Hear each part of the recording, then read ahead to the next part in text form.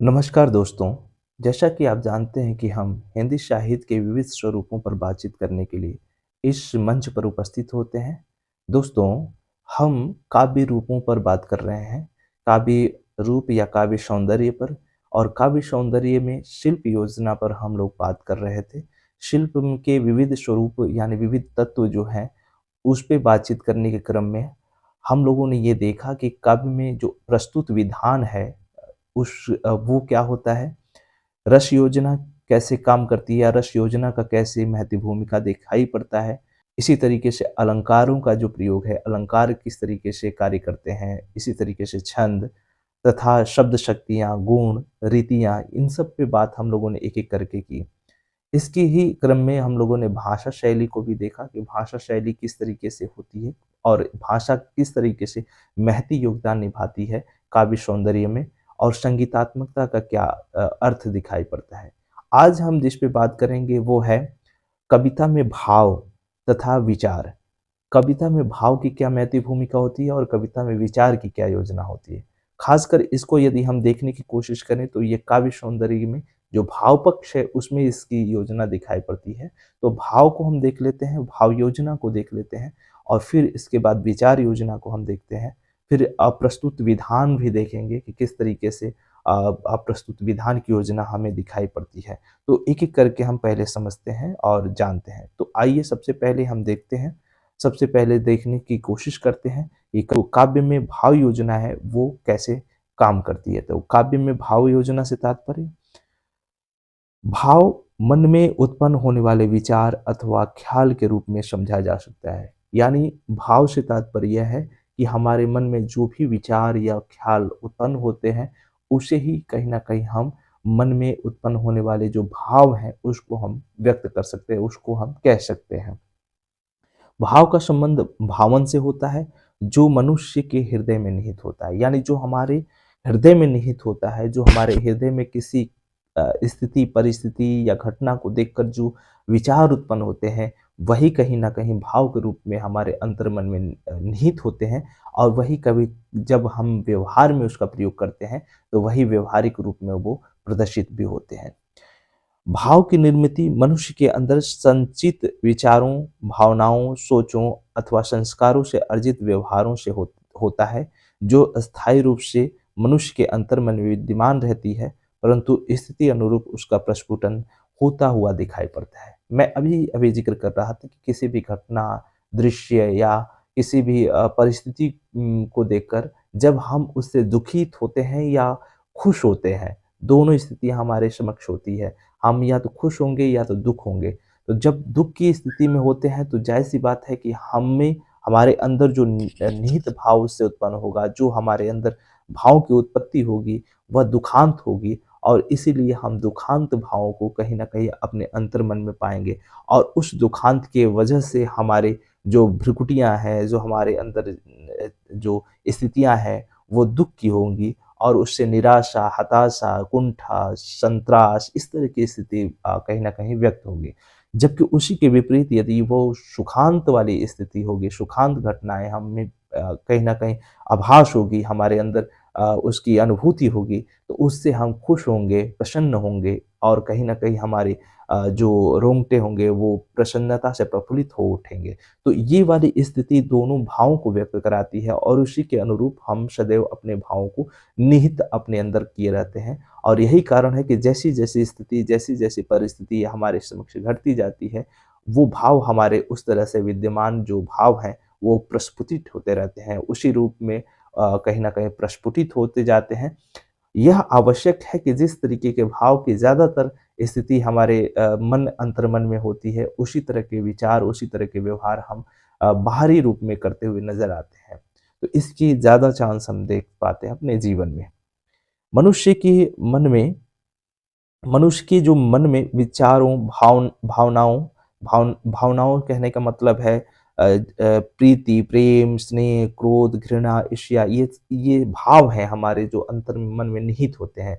और हम अभी ज़िक्र कर रहे थे कि यदि जिस तरह की स्थितियाँ हमारे अंदर होती है, चाहे वो दुःख की होगी तो दुःखात्मक भाव उत्पन्न होंगे, सुख की होगी तो सुखात्मक भाव उत्पन्न होंगे। तो जो भाव हमारे अंतर्मन में विद्यमान है, सामने या घटना या किसी भी स्थिति परिस्थिति से जो हमारे मन में जिस तरह के विचार उत्पन्न होते हैं, जिस तरह के भाव जो प्रस्फुटित होते हैं, उसी तरह के भावों का उद्दीप्तीकरण हमें हमारे अंदर से होता है। तो ये जो मन के विचार या भाव हैं, उनका उत्पन्न होना ही भाव कहलाता है। यानी जिस तरह की स्थितियाँ होंगी, जिस तरह के परिस्थितियाँ होंगी, उसी के अनुकूल भावों का उदय होगा। जैसे हम किसी को दुखी देखते हैं, तो उस दुःख के कारण, चूँकि वो दुःख हमारे ऊपर नहीं है, लेकिन दूसरे के दुःख को देखकर हम भी दुखी हो जाते हैं। इसका मतलब कि उसके दुखांत स्थिति से कहीं न कहीं हम भी पीड़ित होते हैं, हम भी दुखी होते हैं और वो दुःख की स्थिति ठीक उसी के जैसा उत्पन्न हमारे अंदर भी होती है, जैसे उस सामने वाले व्यक्ति की होती है। ठीक इसी तरीके की यदि हम कोई रास्ते पे चल रहे हैं और अचानक हम किसी दुर्घटना को देखते हैं या कोई समक्ष हमारे दुर्घटना होती हुई दिखाई पड़ती है, तो उससे हताशा होती है, उससे डर उत्पन्न होता है, उससे कहीं न कहीं हमारे अंदर पीड़ा होती है, हमारे अंदर छटपटाहट होती है, हमारे अंदर शंकाएँ उत्पन्न होती हैं और यही सब हमारे अंदर निहित जो कहीं न कहीं स्थिर भाव है, उसको उद्दीप्त कर देता है और वही उद्दीप्त भाव हम हमारे शरीर पर कायम हो जाते हैं और हम उसी के अनुकूल व्यवहार करने लगते हैं, उसी के अनुकूल कहीं न कहीं हम अपने भावों को प्रकट करने लगते हैं। तो ये कहीं न कहीं एक प्रोसीजर है, एक रूपरेखा है किसी भी भाव को व्यक्त करने की। अब हम भावों में चूँकि निम्न अर्थ होते हैं, जैसे भा भावों को यदि हम दूसरे शब्दों में समझने की कोशिश करें, तो भावों के कुछ निम्न अर्थ प्रस्तुत होते हैं, जैसे फीलिंग्स होता है, इमोशन होता है, भावनाएँ होता है तथा धारण करना होता है। यानी अलग-अलग इसके अर्थ जो है वो डिक्शनरियों में बताए गए हैं। उसको सहज रूप में प्रस्तुत करने की कोशिश की गई है। भाव खुद विकसित करना पड़ता है, जबकि भावना जो प्राकृतिक होती हैं, जो एक निश्चित उम्र के बाद आ जाती हैं, भाव मनुष्य के विवेक पर निर्धारित होता है। भावनाएँ हमारे अंतर्मन में निहित होती हैं और वो भावनाएँ जैसे-जैसे हमारे अंदर कोई भी कार्य घटित होता है, उसी के अनुरूप वो प्रकट होती हैं। अब यहाँ पर कवि किस तरीके से इन भावनाओं का प्रयोग करते हुए कविता में उसका इस्तेमाल करता है, तो इसको जानने की ज़रूरत है कि कवि जब किसी भी घटना परिघटना को देखता है तो वो अति संवेदनशील होता है। वो घटना के न केवल वर्तमान को परिचित करता है, वर्तमान को अपने अंतर्मन में साझा कर पाता है, बल्कि उसके भविष्य की भी रूपरेखा अपने मन मस्तिष्क में बना लेता है। और इसी कारण वह उसके भविष्य में क्या उससे घटनाएँ घट सकती हैं या किस तरह की उससे समस्या उत्पन्न हो सकती है, उसको भी वो देख लेता है। तो ये भावना की स्थिति जो वो अपने भावों से प्रकट कर पाता है और उसकी स्थिति आगे पाठकों के समक्ष प्रस्तुत हो पाए, पाठक उसे अनभिज्ञ न रहें, उसको समझ पाएँ, इसीलिए वो अपनी लेखनी के माध्यम से उस तरह की घटनाओं को पाठकों के समक्ष प्रस्तुत करता है, ताकि उसके जो पाठक हों, वो पाठक समझदार बन पाएँ, उस तरह की घटना से अपने को बचा पाएँ या जूझ पाएँ। तो इसके लिए कवि की जो भाव प्रवणता है, भाव धाराएँ हैं, वो एक विशालकाय होती हैं, अति संवेदनशीलता को प्रस्तुत करती हैं। तो यहाँ पर हम देख पाते हैं।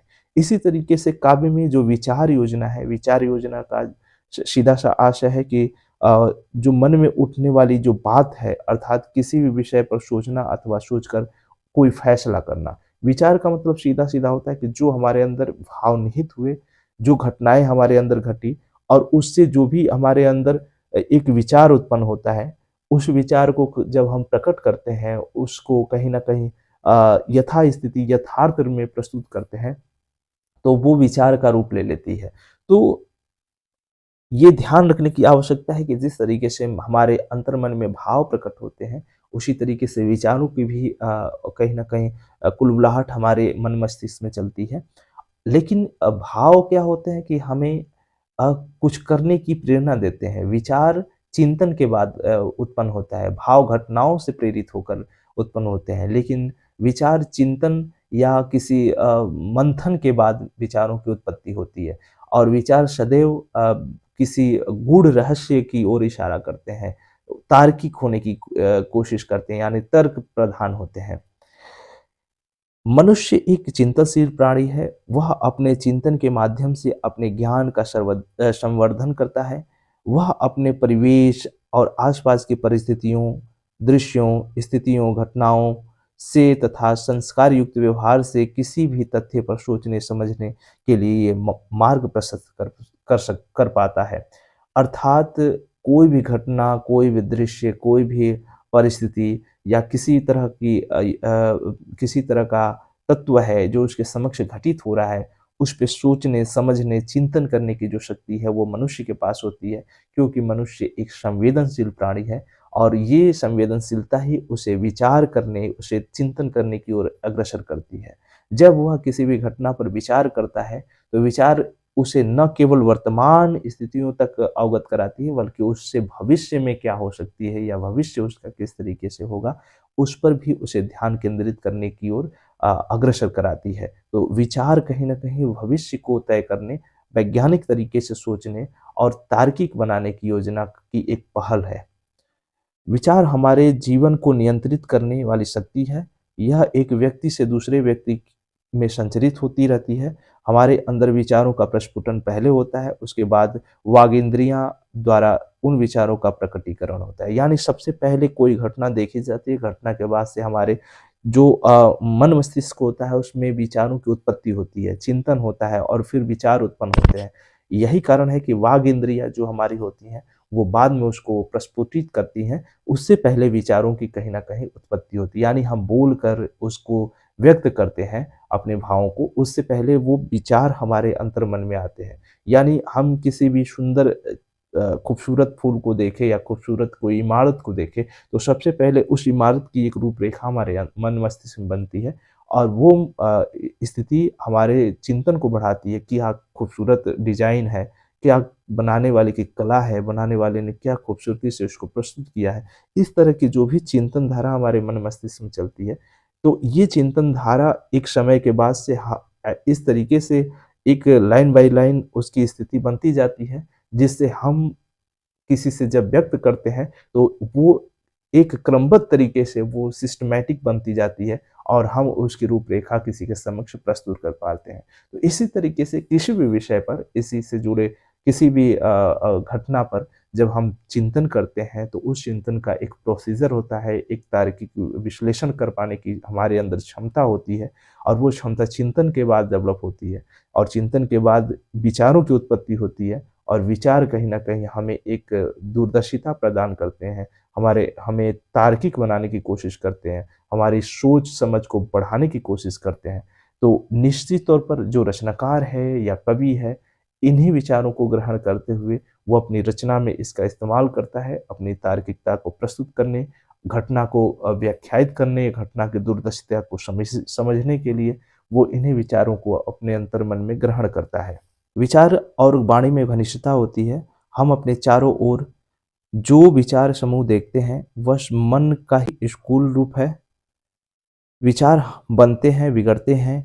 हृदय में किसी के प्रति कड़वाहट और मिठास का बनना और बिगड़ना आदि सभी विचारों के द्वारा ही उत्पन्न होता है। ये सभी क्रियाएँ मनोगत होती हैं। स्पष्ट है कि हमारे मन में जो भी भाव, जिस तरीके की भाव निहित होते हैं, अभी हम भाव को पढ़ रहे थे तो आपसे बताया कि हमारे अंदर सकारात्मक और नकारात्मक दोनों प्रकार के भाव उद्दीप्त होते हैं। यानी जिस तरीके की घटना, परिघटना हमारे आस-पास से घटित होती है, ठीक उसी प्रकार की जो विचार हैं, उसी प्रकार की मनोवृत्तियाँ हैं, हमारे मन में स्थित होती रहती हैं।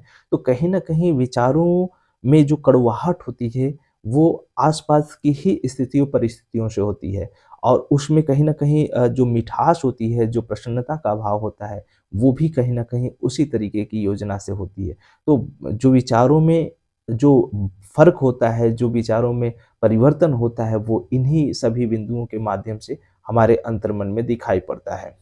विचार किसी भी विषय पर कुछ सोचने अथवा सोचकर निश्चय करने की एक प्रक्रिया है। वह क्रिया होती है जिसे मन में सोचा जाता है तथा सोचकर किसी भी विषय पर निश्चय किया जाता है। मन में उठने वाले किसी भी भावना या ख्याल को हम बातों से इसकी निर्मिति देख पाते हैं। यानी पहले मन में वो भाव उत्पन्न होते हैं, मन में भावों का उत्पन्न होने के बाद से वो हमारे जो व्यवहार है उसमें कहीं न कहीं उसका अर्जन दिखाई पड़ता है और वही कहीं न कहीं हम अपने विचारों के संप्रेषण के माध्यम से, विचारों के कहीं न कहीं स्थिति के माध्यम से अपने जो व्यवहार है, अपने जो कहीं न कहीं अभिव्यक्ति है, उसमें कहीं न कहीं उसका प्रयोग करते हुए नज़र आते हैं।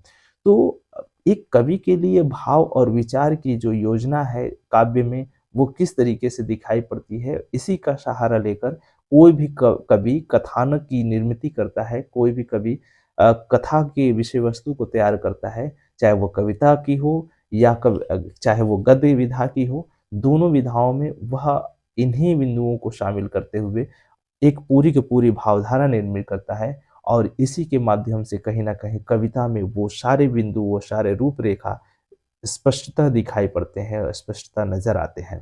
तो किस तरीके से विचार और भाव की महती भूमिका काव्य के दृष्टि से दिखाई पड़ती है, इसको हम देख और समझ पाते हैं। इस तरीके से हम एक चीज़ समझ पाते हैं कि जो विचार होते हैं, वह सोचने, समझने और घटनाओं, परिस्थितियों पर गहन मनन करने की एक पद्धति होती है और इसीलिए हम उसके सकारात्मक, नकारात्मक पक्ष को आसानी से समझ पाते हैं। यानी किसी भी घटना के दोनों पक्ष, चाहे वो सकारात्मक हो या नकारात्मक हो, उसको भली-भाँति जान और समझ पाते हैं। साथ ही हम किसी भी स्थिति, परिस्थिति या घटना पर चिंतन करके हम उस पर जो दूरदर्शी एक योजना है उसको ग्रहण कर पाते हैं, साथ चिंतन दृष्टि को बढ़ा पाते हैं, अपने को तर्कपूर्ण एक भावधारा में व्यक्त कर पाते हैं, तो ये विचारों के द्वारा ही संभव हो पाता है। कोई भी कवि इसका ही सहारा लेकर कविता लेखन या गद्य लेखन में इसका प्रयोग करता है और वो अपने लेखन को समृद्ध बनाने की कोशिश कर पाता है। अब हम अगला जो बिंदु है वो नाद योजना यानी नाद सौंदर्य की योजना किस तरीके से काव्य के लिए महती भूमिका नज़र आती है या महत्वपूर्ण बनती हुई नज़र आती है, इसको देखते हैं और समझने की कोशिश करते हैं। नाद का शाब्दिक अर्थ है ध्वनि, शब्द अथवा आवाज़। यानी इसका शाब्दिक यदि अर्थ हम पढ़ने की कोशिश करते हैं, जानने की कोशिश करते हैं, तो इसका शाब्दिक जो अर्थ हमें मिलता है, वह है ध्वनि, शब्द या आवाज़ से। यानी कोई भी आवाज़, साउंड जो होती है, वो नाद कहलाती है। कविता छंदबद्ध रचना होती है, छंद नाद सौंदर्य की सृष्टि करता है। छंद के द्वारा ही कविता में लय, तुक, गति और प्रवाह का समावेश होता है। इससे पूर्व हम लोगों ने लयात्मकता देखा था। लयात्मकता या संगीतात्मकता में भी हम लोगों ने छंद, तुक और गति का प्रयोग हम लोगों ने देखा। ठीक वही नाद योजना में भी दिखाई पड़ता है। किसी भी कविता को लयबद्ध बनाने, कविता को तुक के माध्यम से उसे समृद्ध करने की योजना यहाँ कवि की दिखाई पड़ती है और यह छंद में इसका प्रयोग देखने को मिलता है। इसीलिए कविता हमारी जो जो कवि होता है वो कविता को एक संगीतमय बना पाने, गेयता के रूप में प्रस्तुत कर पाने में सक्षम बन पाता है। कविता में संगीतात्मकता का आ जाना, वर्णों का बार-बार आवृत्ति, विभिन्न अर्थ वाले एक ही शब्दों के बार-बार प्रयोग से भी कविता में नादी सौंदर्य का समावेश हो जाता है। यानी कविता में जो लयबद्धता होती है, जो उतान होता है, जो जो उतान और अवतान होता है, यानी उतार और चढ़ाव जो दिखाई पड़ता है, जो यति होती है, जो गति होती है, जो तुक होता है, ये सभी कहीं न कहीं कविता को मनोहारी बनाने, सौंदर्य प्रदान करने में महती भूमिका निभाते हुए नज़र आती है।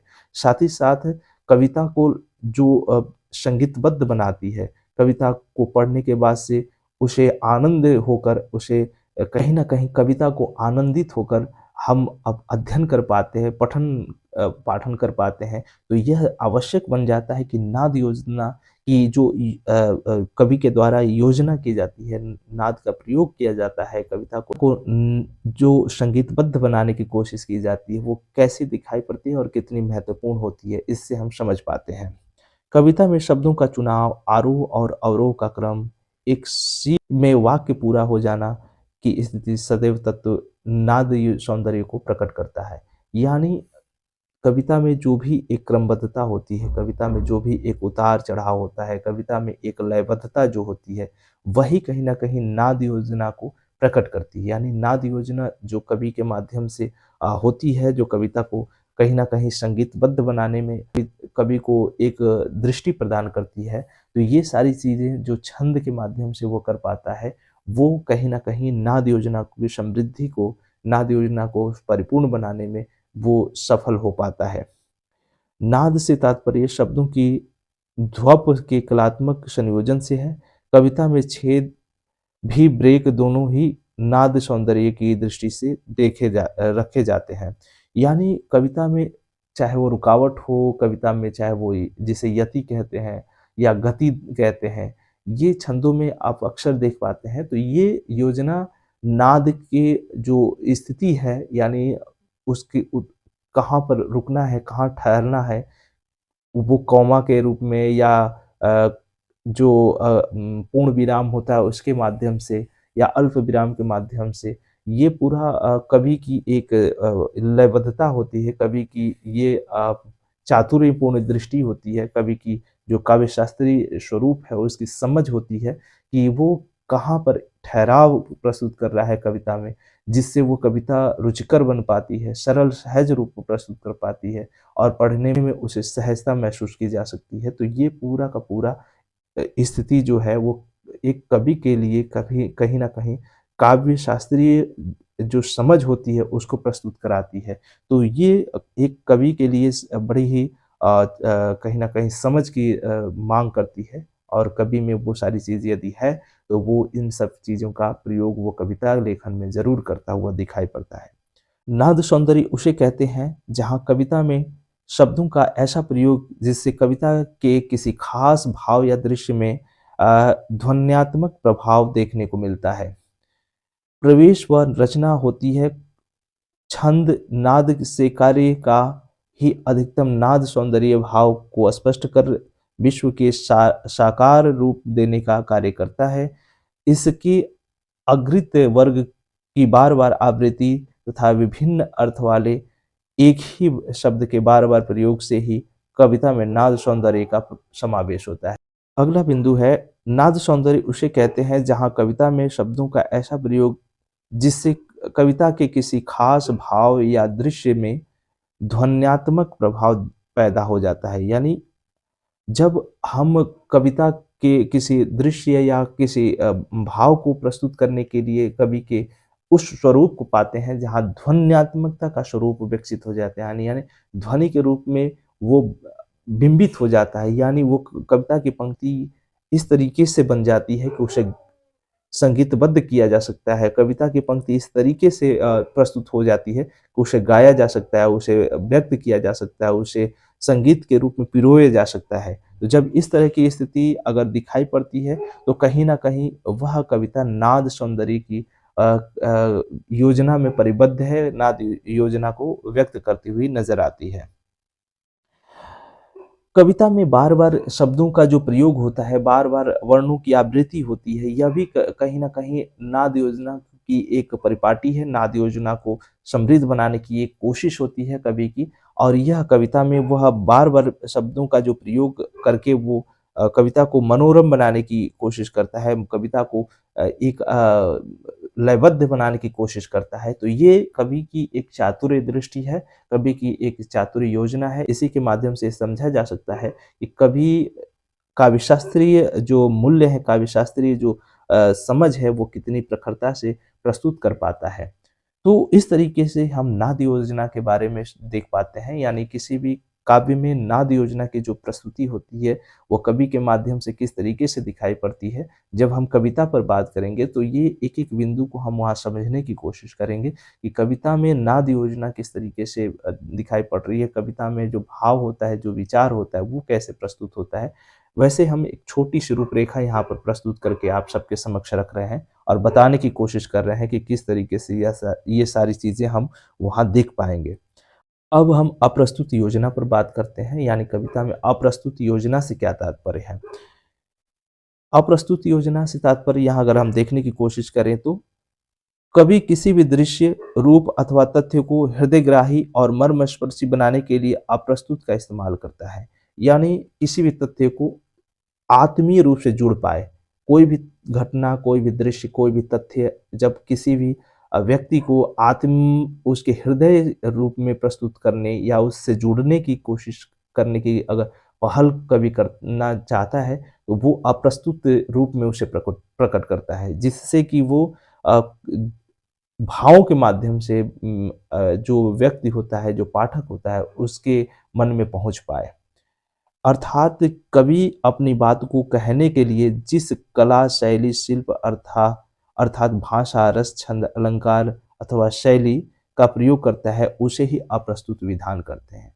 कहने का तात्पर्य यह है कि वो जब कवि अपनी भावों को प्रस्तुत करने, अपने विचारों को दूसरे तक पहुँचाने के लिए जिस भाषा, जिस शैली, कहीं न कहीं छंद, रस, छंद या अलंकार का प्रयोग करते हुए दिखाई पड़ता है, वही कहीं न कहीं अप्रस्तुत विधान होता है। अर्थात रचनाकार ने अपनी बात को कैसे कही है, किस भाषा में कही है या कौन-कौन से माध्यमों का सहारा लेकर अपनी बात को प्रस्तुत कर रहा है, इसी को हम अप्रस्तुत विधान के अंतर्गत देख या समझ सकते हैं। यानी कोई भी बात को कवि किस तरीके से कहता है, किस शैली में कहता है या कौन-सी योजना के दृष्टि से वो बात को कहता है, अगर इसको हम समझ पाते हैं, देख पाते हैं, तो ये अप्रस्तुत विधान की योजना है जो कवि के माध्यम से की जाती है।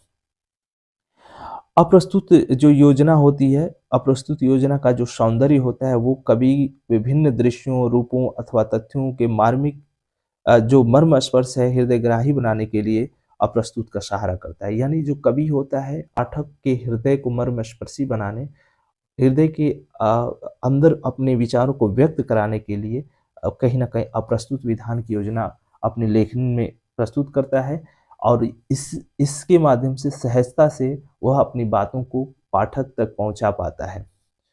अप्रस्तुत योजना में यह आवश्यक है कि उपमेय के लिए जिस उपमान की प्रवृत्ति के लिए जिस अप्राकृतिक और प्रस्तुत के लिए अप्रस्तुत की योजना की जाए, उसके सादृश्य अवश्य हो। सादृश्य के साथ-साथ यह भी आवश्यक है कि उसमें जिस वस्तु, व्यापार और गुण के सादृश्य जो वस्तु, व्यापार और गुण लाया वह उसके भाव के अनुकूल हो।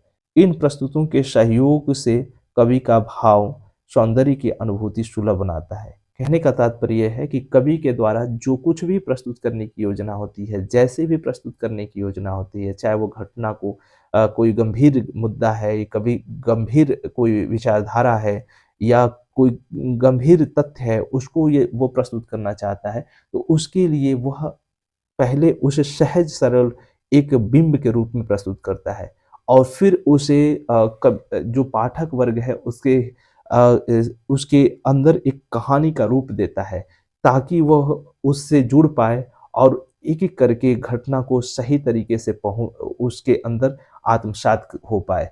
तो इसके बाद वह उस बिंब के सहारे या उस कहानी के सहारे वो चीज़ प्रस्तुत करता है, वो चीज़ को व्यक्त करता है जिसकी वो पहले से योजना बनाए रहता है, उस कविता या कहानी या कोई भी विधा के माध्यम से अपनी बात को कहने की।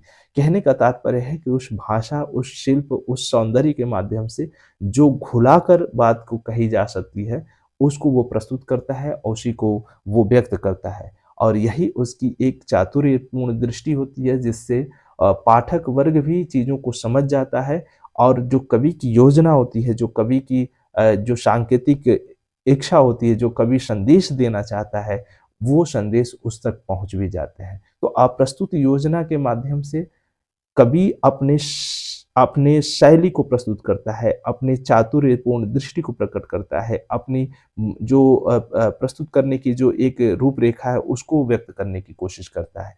इसीलिए कवि की जो अप्रस्तुत योजना होती है, उसको समझना एक साधारण पाठक के बस की बात नहीं होती। साधारण पाठक उसे समझ नहीं पाता है, बल्कि इसको समझने के लिए एक गंभीर अध्येता होने की ज़रूरत होती है।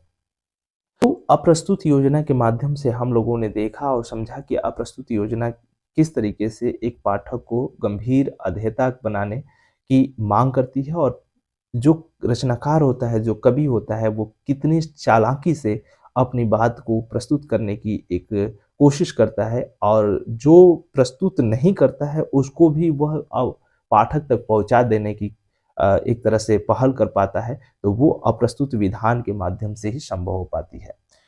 तो इस तरीके से हम लोग अप्रस्तुत विधान को देखे और यह देखने की कोशिश किया कि किस तरीके से अप्रस्तुत विधान के माध्यम से जो कवि होता है अपने चातुर्यपूर्ण दृष्टि को प्रस्तुत करते हुए नज़र आता है।